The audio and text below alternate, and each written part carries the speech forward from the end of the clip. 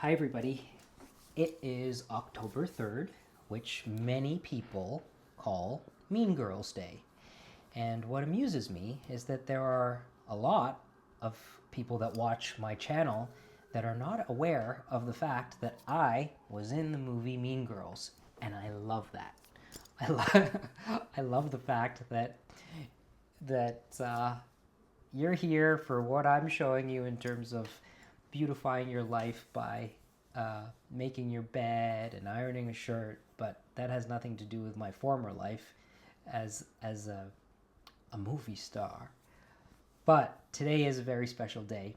It's Mean Girls Day because in the film, for those of you who don't know, there's a line about October 3rd, and that has made the real October 3rd Mean Girls Day. So, it's been 20 years since the movie came out, and in those 20 years, I have answered every question imaginable about my experience getting the part and being in the movie. But I did think that on the 20th anniversary of this movie, on Mean Girls Day, I had the opportunity to share with you some things that I've never really said before publicly, some things that I think might actually be relevant to everybody watching. Where maybe you can take something away from this and it can act as inspiration. So I think the place that I would love to start is how I started actually acting as a child. When I did Mean Girls, I was a teenager.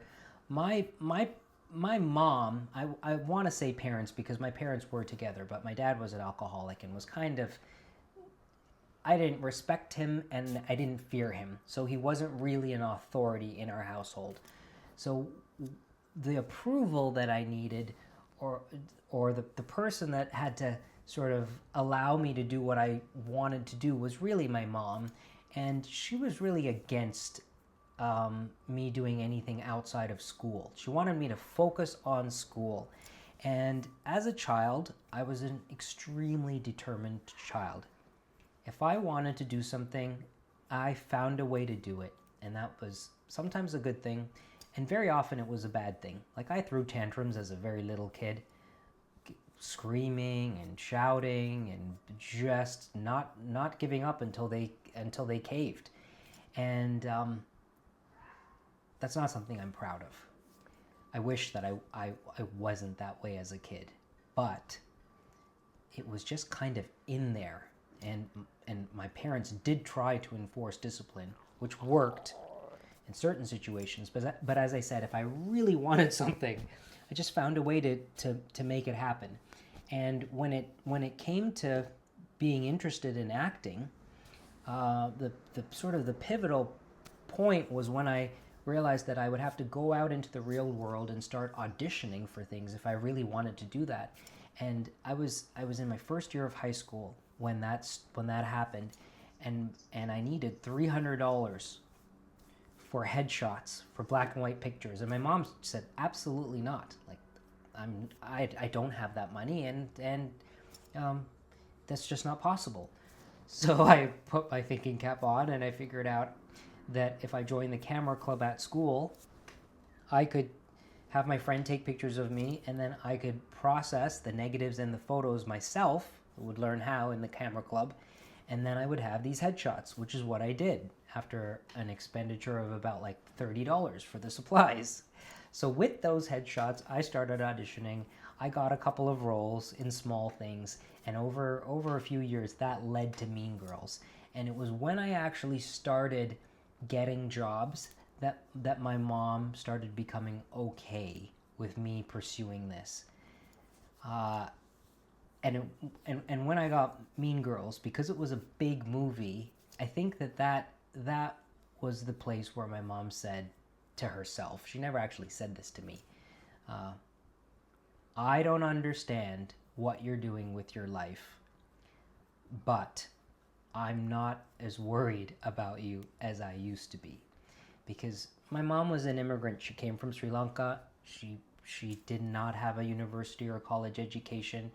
And when she arrived in Canada in her mid-20s, she just started working. And like a lot of immigrants that come to Canada or the US, they want the best for their kids, and that means a solid education.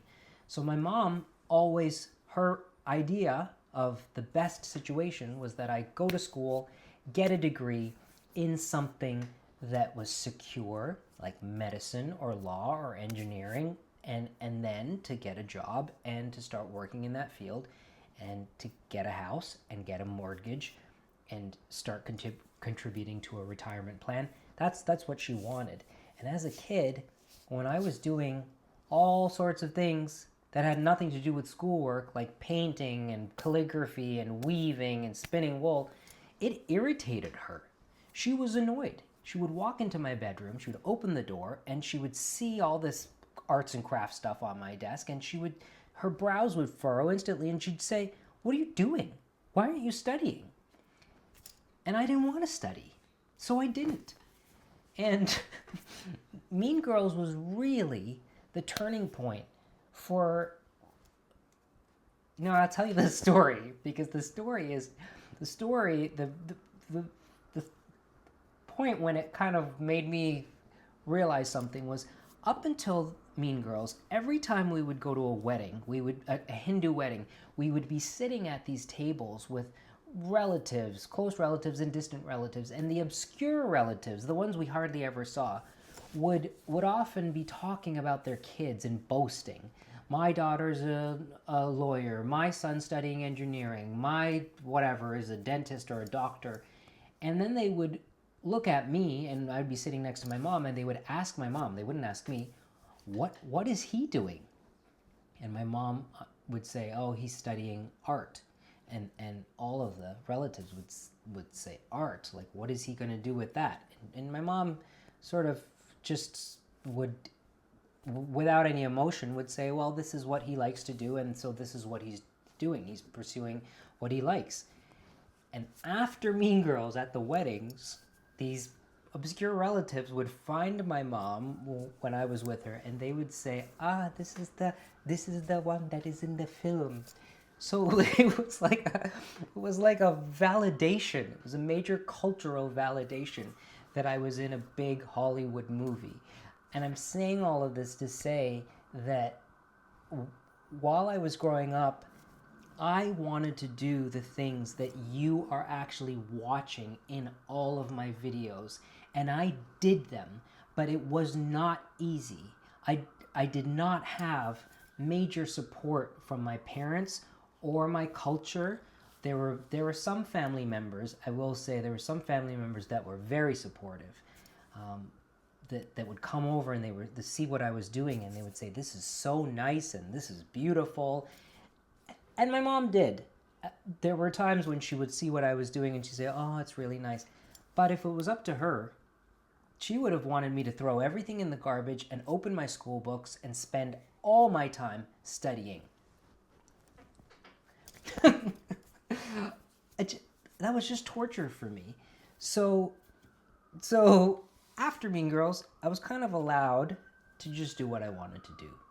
And I realized that I was in a big movie, and what was my next career move?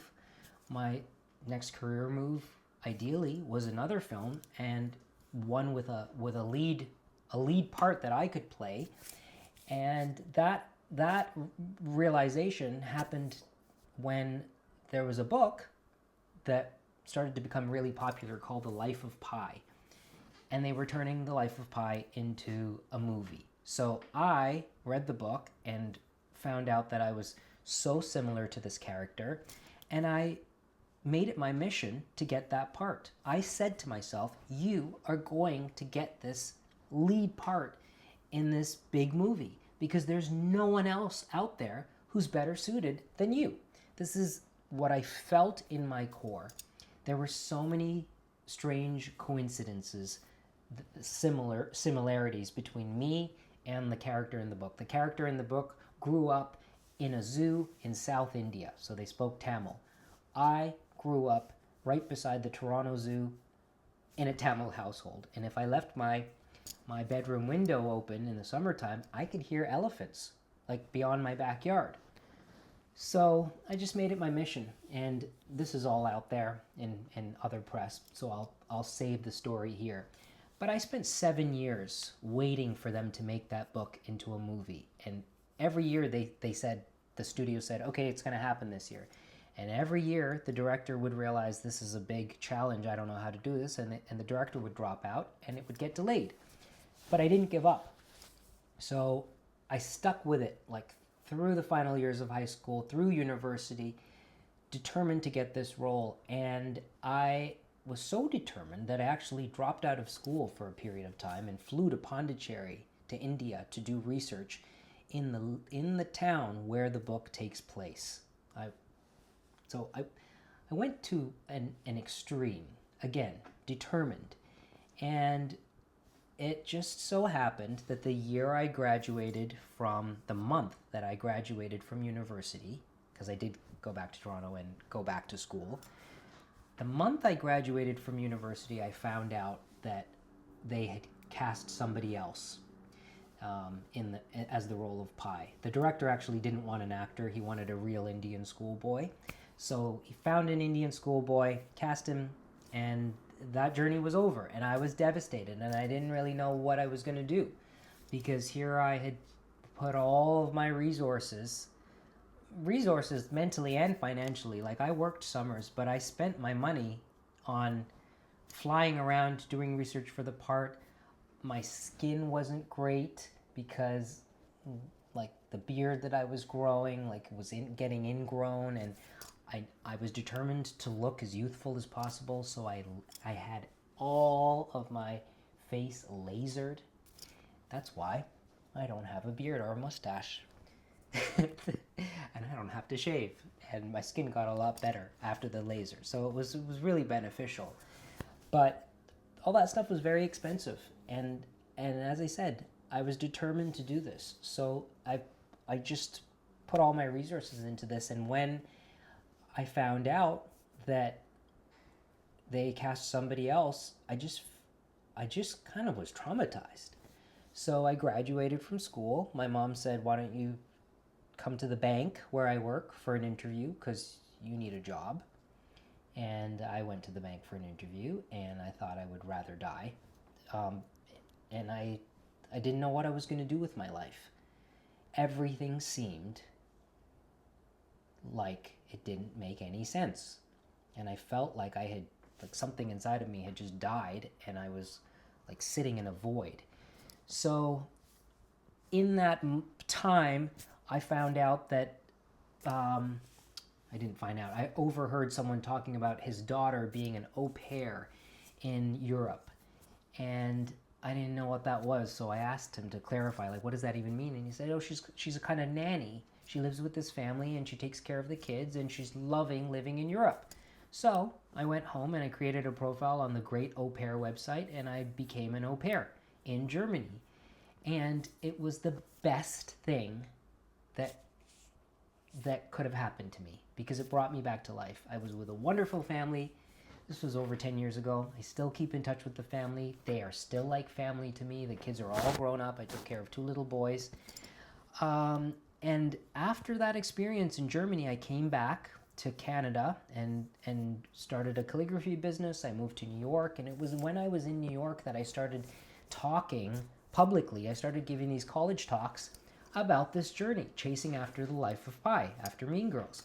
And from this talk, someone suggested writing a book. So that's what I did. I wrote a book, and it's called The Elephants in My Backyard. And the book was published the day that it was announced that Trump was president. So all the press that was slated for my book was canceled. It was supposed to be on all the morning shows here in New York, but all the press was canceled, and the book did not sell very well. But I was not, failure was not new to me. I was well conditioned for the book not selling, and the book not selling was not really a big failure. The book is still available. You still can get it. It's not easily, but it is still out there.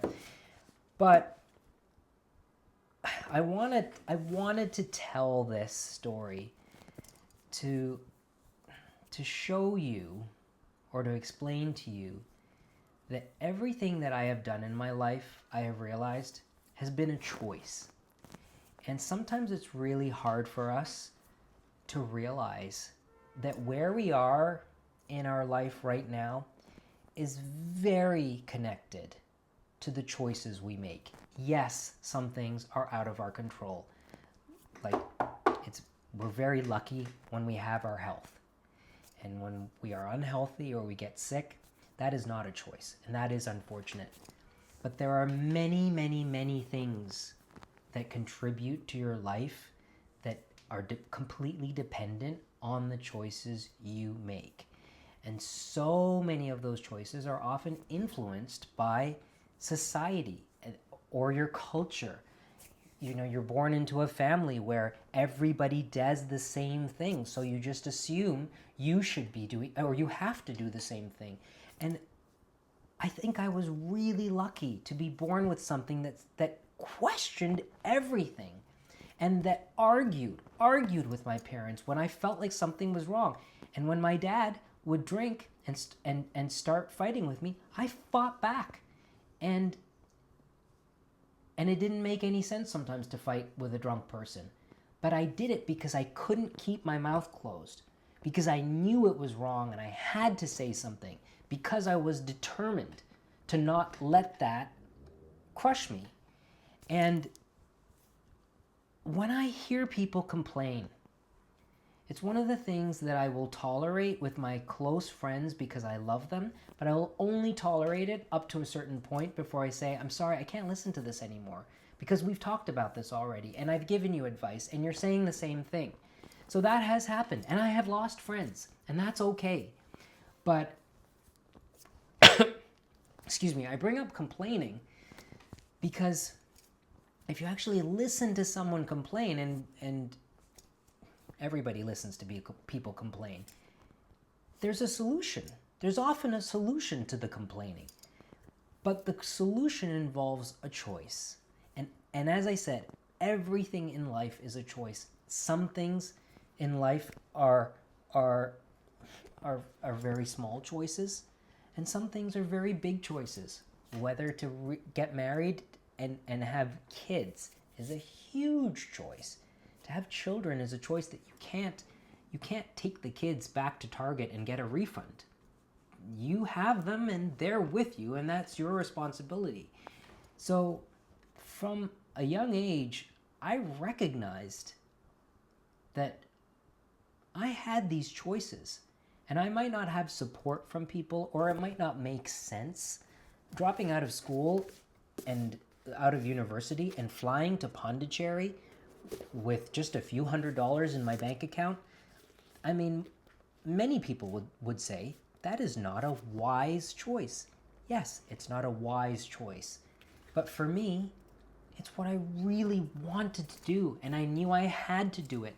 And I have to say that was one of the most wonderful experiences, being in India for a month as a young person, alone in this school. I learned so much, and if any of you are interested, all of that is in here. That's why I wrote this book, because this book came about going after something that was so outlandish that most people would say, you're crazy. Lasering your face, using the money you should be spending on your university education to have your face lasered? Well, crazy. Yeah, so call me crazy. But I have lived a life that I am so, so, so grateful for. And I look back at all of the choices I've made, and I'm glad I made the choices that I've made, because they've given me this unconventional life. People ask me, like, what do you do in New York? I don't know how to answer that question. Calligraphy, YouTube videos, sometimes writing a book, chalkboards. But the life I live today, I'm so happy with. I feel so grateful for this life. I feel so, every day that I wake up, and even if it's a crazy week and I have a lot of work to do and I don't get a lot of sleep, I'm sleeping a few hours a night, I'm still really grateful that I'm doing the things that I love to do, but the way that I live today is because of the choices that I've made. Mostly that's what's gotten me here. And I want to bring this back to you because that's why I decided to make this video. I want you, when you're watching these videos, to be inspired to think outside of convention. Something might seem crazy, but ask yourself, are you really happy with your life as it is? And if you're not, then change something.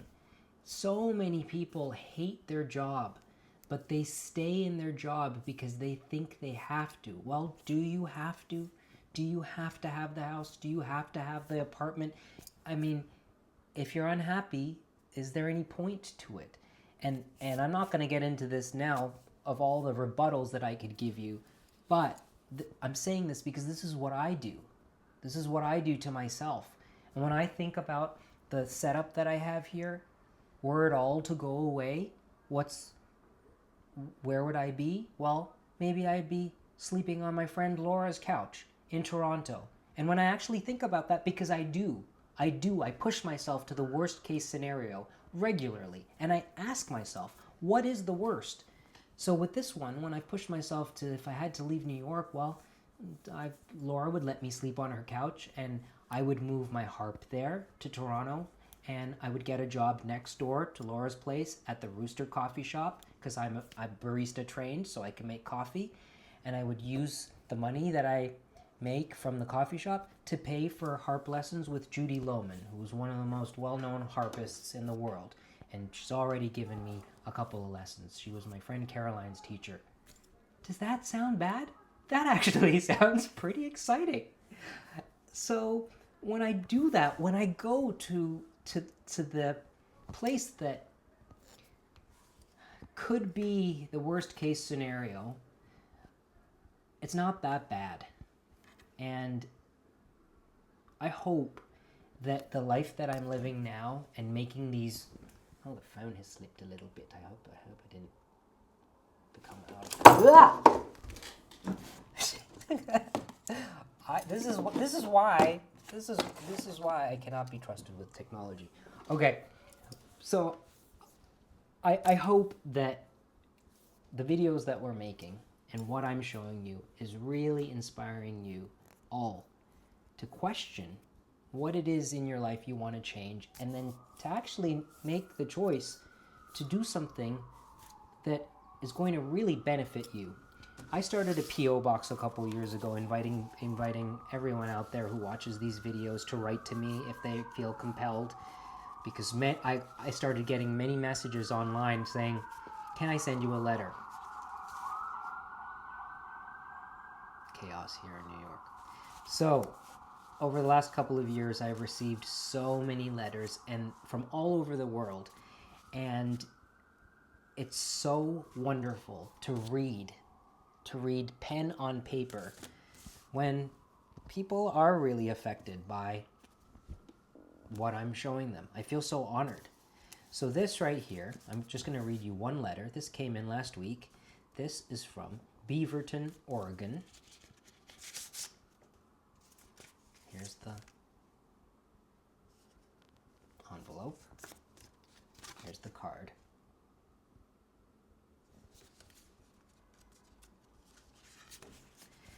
September 2024. Dear Rajiv, when I stumbled upon your YouTube channel a few months ago, I didn't realize that would be the beginning of a bold new chapter in my life. Thank you for inspiring me to appreciate all the subtle beauty in this world. You've also inspired me to take up ceramics at my local community college. It's been almost 50 years since I've done anything with clay. Class starts in a couple weeks and I'm excited. Take care and thank you again. Fondly, Jackie. 50 years. Someone who touched clay 50 years ago, so I don't know how old she is, I'm assuming at least 60, is inspired to go back and work with clay. And that is the most meaningful thing to me from all the stuff that I'm doing and putting out in the world. And it started with Mean Girls, because that was a door that got opened with that film. And everybody in that movie was very lucky to be a part of something that was just so good. It made people laugh, it made people happy, and that it continues to do that. We were like a little team that I don't think we really knew what was going to happen. And I think we're all really grateful for that opportunity. And that led to things that were so unexpected, like this. And this has led to this. But none of that could have been foreseen, especially by someone like my mom. And I'm really glad that I had something in me that made me question when something just felt wrong and I didn't want to do it. I questioned whether I really had to do it. And if I didn't, and if the answer was no, don't do it, even if it made sense to do it, then I followed that. So, thank you all for watching. Thank you for your continued support with what I'm doing. And happy Mean Girls Day.